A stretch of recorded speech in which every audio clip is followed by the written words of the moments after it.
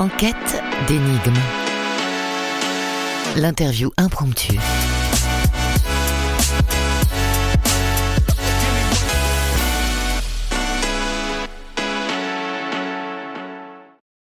Bonjour Nicolas. Bonjour. Bienvenue dans cette interview impromptue. Je ne sais rien de toi, je vais te découvrir tout au long de cet épisode. Tu m'as donné 5 mots pour que je puisse préparer l'interview. Je vais les citer tout au long du voyage et on va construire l'interview ensemble si tu le veux bien. Allez. Alors en premier mot, tu m'as donné authentique. Oui, je pense qu'authentique, ça fait partie de mes mots préférés. J'aime l'authenticité, aussi bien sur le plan privé que sur le plan professionnel. Et j'ai toujours essayé de donner le maximum d'authenticité dans ce que je faisais au quotidien. Alors ça m'a beaucoup servi parce que je pense que ce soit professionnellement ou sur le plan privé, je pense que ce mot, on peut pas être authentique sur le plan professionnel et ne pas l'être sur le plan privé. Voilà, donc j'aime, il est un peu long ce mot, pas forcément digeste, mais j'aime beaucoup le côté authentique chez une personne. En deuxième mot, tu m'as donné émotion. L'émotion, ça fait partie, encore une fois, c'est un autre mot qui est beaucoup plus doux. Celui-ci, il est essentiel dans mon métier comme dans ma vie de tous les jours. On ne fait rien sans émotion. Alors il s'avère que notre métier ou tous les spectacles que j'ai pu créer jusqu'à aujourd'hui, j'y ai toujours apporté une petite pointe d'émotion parce que moi-même, si je me retrouvais spectateur d'un spectacle que je n'ai pas fait, j'aimerais qu'il y ait cette petite touche d'émotion. Et l'émotion permet au quotidien justement et l'émotion n'est pas forcément une émotion de bonheur, ça peut être... mais une personne sans émotion est une personne lisse. Et moi, j'aime les gens qui ne sont pas lisses. J'aime justement le caractère et donc forcément toutes les émotions, quelles qu'elles soient, sont importantes pour arriver à justement à être un peu différent des autres. L'émotion, c'est quelque chose que je conjugue tous les jours, systématiquement et encore plus sur le plan professionnel. Ton troisième mot, c'est voyage. Le voyage, il a nourri mon existence. J'ai eu cette chance de partir il y a maintenant un peu plus de 15 ans. J'ai eu la chance d'aller découvrir Tahiti. J'y allais pour la distribution d'un film qui s'appelle La Nuit de la Glisse, sur des sports extrêmes. Et j'ai eu la chance de rencontrer, après me les avoir présentés, les grands ballets de Tahiti. Et c'est à partir de ce moment-là où je me suis intégré à un projet que j'avais pas créé, mais qu'on a un peu adapté. Et ensuite, ce voyage à Tahiti m'a apporté beaucoup de sérénité, alors que j'étais quand même un peu heureux de l'avion. Donc les premiers temps étaient un peu difficiles et le voyage a nourri mon existence, forcément professionnelle et privée, parce que je ne cesse aujourd'hui de voyager et que j'ai le sentiment que lorsque l'on voyage, on est à la découverte de cultures différentes. On découvre forcément certaines choses bien différentes de notre culture ici en France. Et moi, ça devient vital aujourd'hui. C'est une drogue douce, mais le voyage fait partie de ma vie intégrante.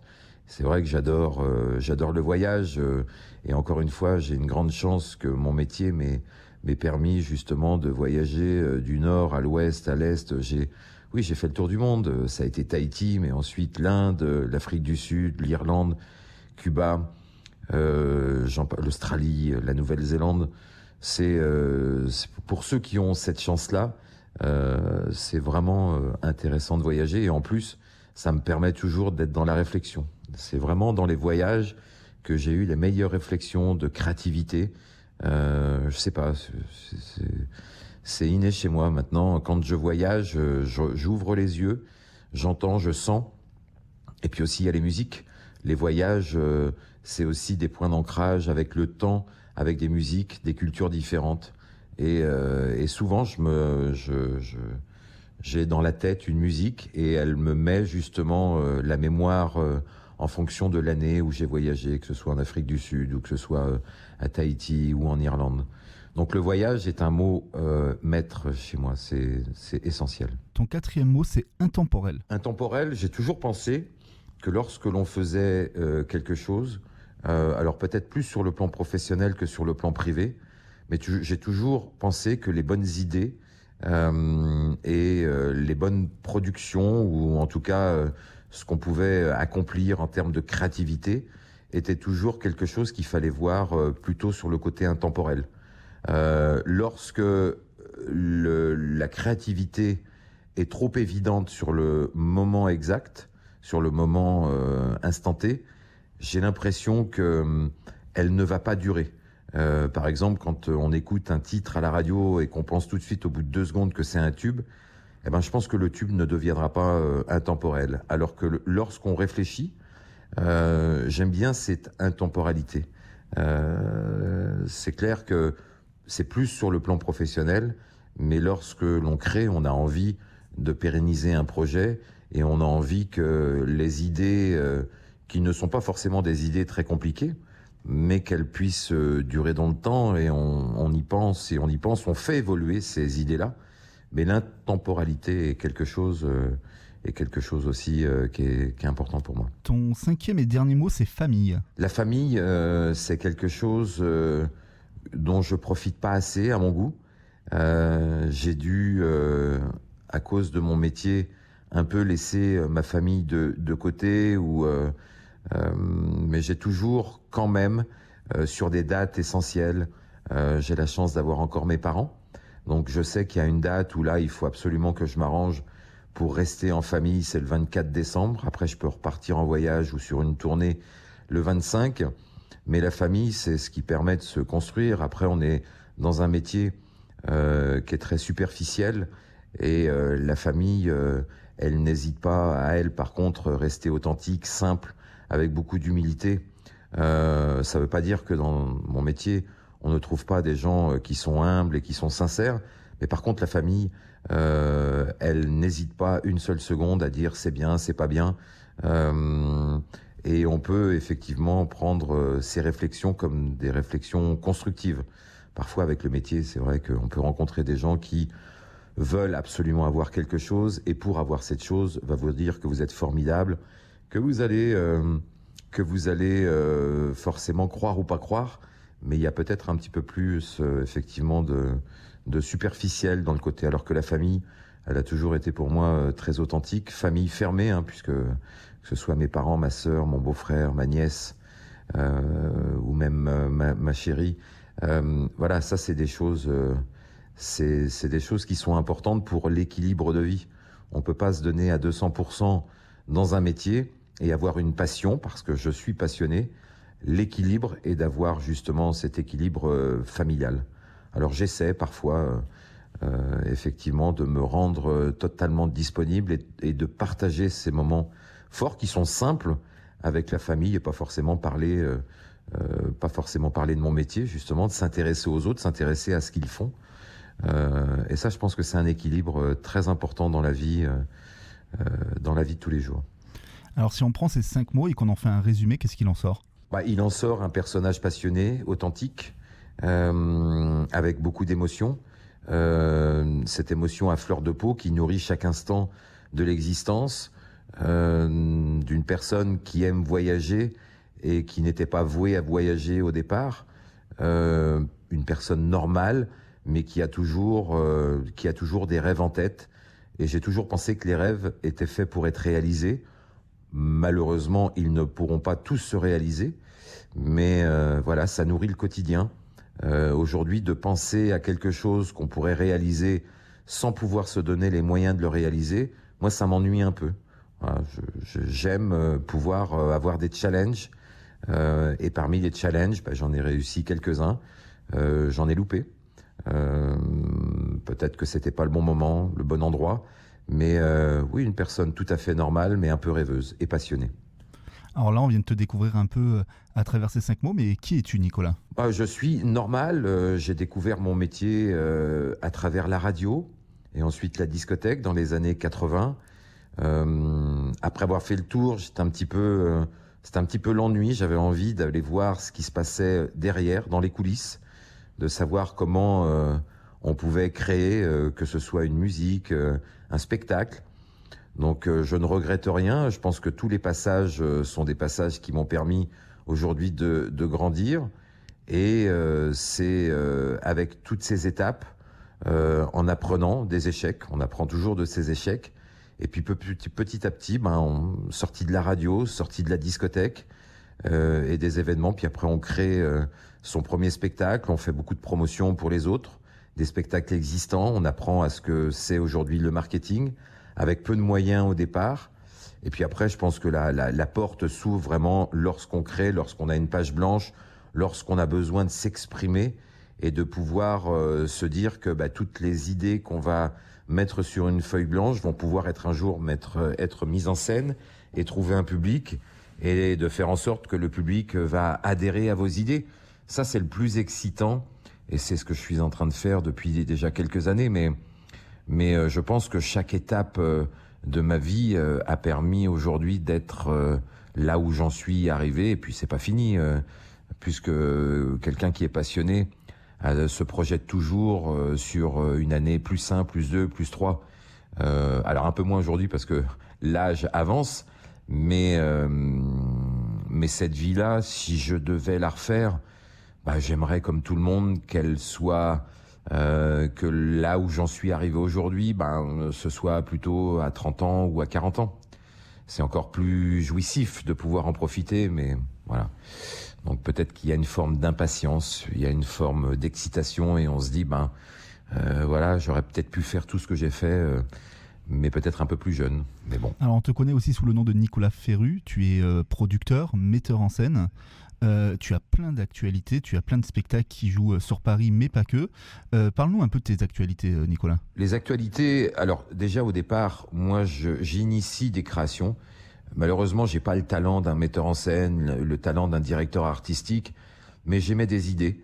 On part toujours de mes propres idées, et puis après, j'ai toujours pensé que lorsqu'on est limité dans ses compétences, il faut faire appel à des compétences. On peut pas être bon partout. Et si tant est que j'ai des idées qui soient intéressantes, après, que ce soit des directeurs artistiques, des metteurs en scène, des musiciens, ont apporté leur pierre à l'édifice. L'actualité, en ce moment, c'est Iris Celtic. Iris Celtic, où on fête le 12e anniversaire d'une création après la rencontre d'un directeur artistique qui s'appelle Toby Goff, que j'ai rencontré donc en 2010, et on s'est mis à travailler, on est parti en Irlande. On a découvert l'Irlande et je voulais quelque chose d'authentique et un peu différent de ce qu'on l'a déjà vu avec Riverdance, Lord of the Dance. Donc on a raconté une histoire. Il a raconté cette histoire et le supplément d'âme d'Iris Celtic, c'est justement ce côté authentique, émotionnel, mais d'un spectacle où on raconte l'histoire entre deux personnages, le père, un fils, le père va devoir léguer les clés à son fils d'un pub. Le fils est pas très bon à grand chose. Il sait danser, ce qui est déjà bien. Et autour de ces deux protagonistes, on va évidemment placer des moments de musique très forts, de la performance avec des claquettes. Enfin, ce que le public veut aller voir dans un spectacle. Donc ça, c'est actuellement en tournée. Le 14 avril prochain, on a rajouté des dates puisque au mois de mars, on a fait un complet aux Folies Bergères. Et le 14 avril prochain, nous serons au Palais des Congrès de Paris et la tournée se termine le 17 avril pour ensuite aller en Suisse, des projets pour aller en Chine, dans les pays scandinaves. On est allé en début d'année au Canada. Et puis une tournée de Seuil de Cuba vient de se terminer en Hollande. Ça, c'était le mois de mars. Et puis il y a toujours cette actualité avec Les Souliers Rouges. Les Souliers Rouges, qui est une adaptation d'un conte d'Andersen, de Marc Lavoine et de Fabrice Aboulker. Ils ont revu et corrigé, Marc avec ses textes, Fabrice Aboulker avec ses musiques. Donc on est dans un spectacle très contemporain. Il a été vu et mis en scène par Jérémy Lippmann, chorégraphié par la talentueuse Tamara Fernando. Et ce spectacle est en tournée en France. On va aller le jouer au mois de mai en Lituanie, Lettonie, Estonie. Et puis après, il y a des projets pour partir à l'international et revenir en France avec une actualité pour ces Souliers Rouges les 23 et 24 et 25 janvier 2025 au Casino de Paris. Et puis, comme on est toujours en période de création, on est en train de travailler sur un projet qui me passionne. J'ai toujours aimé les musiques gitanes ou ce folklore-là, mais je l'adore. Et sur une idée de base de Serge Tapierman, avec qui je me suis associé sur ce projet, on va sortir un spectacle qui s'appelle Gitan. Donc on va découvrir une comédie musicale autour des gitans, une comédie musicale un peu à la West Side Story, puisque c'est la référence de beaucoup de notre génération. Je parle de ma génération à moi et celle de Serge. Et voilà, on est en train de travailler dur là-dessus pour que justement on puisse voir le jour de ce gitan en 2025. Et en plus de ce projet créatif, il y a toujours l'Arsène le magicien, où on prépare une tournée, et puis un spectacle pour enfants qui s'appelle Guignol, où là on a dépoussiéré un peu avec Ned Grugic à la mise en scène, Anthony Michonneau qui a fait tout le livret, et puis Sorel la musique. Voilà, donc on voulait faire un spectacle pour enfants et un peu dépoussiérer ces personnages de Guignol qui étaient un peu tombés aux oubliettes.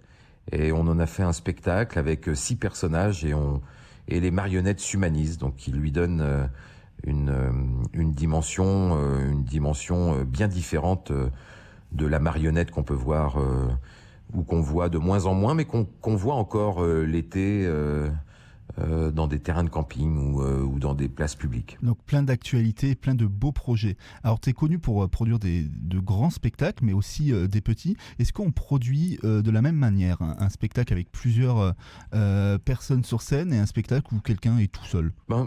Oui, après c'est une économie. Après on va pas rentrer dans les détails. Forcément, quand on fait un spectacle, moi j'ai toujours pensé que lorsqu'on crée un spectacle, on doit savoir à qui on va s'adresser et surtout à combien de tickets il doit s'amortir. Alors, c'est un peu rébarbatif, mais pour rentrer dans le vif du sujet, on peut pas partir sur un gros spectacle en ayant une vision de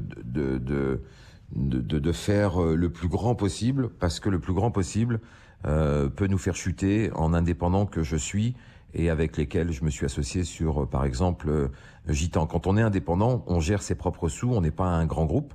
Donc forcément, on peut faire très malin, mais très riche aussi sur scène. Et j'ai toujours pensé, justement, puisque tout à l'heure on parlait de l'émotion, de l'authenticité, toujours pensé qu'on pouvait arriver à faire des choses sur scène avec ce côté authentique et cette émotion, sans pour autant avoir beaucoup d'éclairage. Maintenant, il y a des spectacles qui s'y prêtent. On peut pas non plus faire tout et n'importe quoi en ayant juste une petite lumière et avec aucun moyen. Donc il faut arriver à trouver le juste milieu et essayer de structurer et cadrer en fait le spectacle dans lequel on travaille. Forcément, les idées ne sont pas les mêmes avec Guignol que lorsqu'on va travailler sur Gitan ou Irish Celtic. Je voulais sur Irish Celtic par exemple être dans un pub irlandais. Mais la particularité, c'est qu'on peut aller dans une salle de 500 places ou de 300 ou 400 places si on a une scène suffisamment importante, et on peut aller au Palais des Congrès ou dans un zénith ou voir même un peu plus grand. Il suffit juste de pouvoir imaginer que son spectacle, s'il grandit, on peut lui donner cette grandeur pour qu'on puisse aller dans des salles. Mais ça, c'est vrai quand on est dans un spectacle avec des performances. Guignol, par exemple, que l'on a créé, c'est pas fait pour aller dans un zénith. C'est un spectacle de proximité. Il est fait pour les enfants et pour la famille. Donc, on peut pas dépasser. Donc, oui, il y a des codes, Anne. Il y a des codes qu'on doit respecter parce que quand vous êtes proche de la scène, et à un moment donné, il y a des comportements, il y a des choses que vous voyez sur le visage que vous ne verrez jamais lorsque vous êtes dans un zénith devant 3 ou 4 000 personnes. Alors tu m'as donné une musique pour terminer cet épisode, est-ce que tu t'en souviens? Je pense que je m'en souviens parce que je l'ai donnée il y a quelque temps, mais je peux me tromper. Ça m'étonnerait pas que j'ai pu donner une chanson qui s'appelle Mandela Day. Alors moi j'ai Only Time. Oui, aussi. J'aurais pu donner, ça doit être tiré du film Sweet November. Alors ça je sais pas, tu vas me le dire. Pourquoi cette musique? Parce que la musique de film est importante encore par rapport aux personnages que je vous ai décrits. La musique de film me parle. Voilà, c'est-à-dire que quand j'entends une musique de film, je me crée mes propres images. Alors, quand on regarde un film, forcément, on se fait pas ses propres images, on suit le film. Mais une musique de film qui a été créée, et c'est le cas par exemple comme Fabrice Aboulker, où j'ai un projet aussi qui s'appelle Symphonie d'une vie, où je veux des musiques créées comme si elles étaient pour des musiques de film. la musique de film permet justement à la fois de partir en voyage, d'avoir une émotion et de rencontrer cette authenticité. Et donc la musique de film, voilà, je pense que le titre que j'ai choisi, ça aurait pu être Mandela Day, mais ça doit être tiré du film Sweet November, ça doit être Enya ou quelque chose comme ça, ou peut-être un auteur irlandais, je sais pas. Mais c'est important, voilà, des musiques qui caractérisent justement le côté d'intemporalité de musique de film, puisqu'aujourd'hui, on peut regarder, moi je regarde assez régulièrement, encore aujourd'hui, un film de Ridley Scott. Je suis assez fan de Ridley Scott, et quand je regarde Gladiator, les musiques, elles sont pas démodées en fait. Et il y a d'autres sujets. Quand on regarde Inception, toujours Hans Zimmer, j'ai l'impression qu'elle se démode pas, cette musique. J'ai même l'impression que c'est le boléro de Ravel des temps modernes, la musique Time de Hans Zimmer. Donc oui, pour le doux rêveur que je suis, je pense que les musiques de films sont importantes. Et j'y attache une grande importance. Merci Nicolas d'avoir été avec moi pour ce voyage. On va mettre toutes tes actualités sur le site de Spin Radio et on te dit à bientôt. Merci beaucoup, merci Speed Radio. Who can say where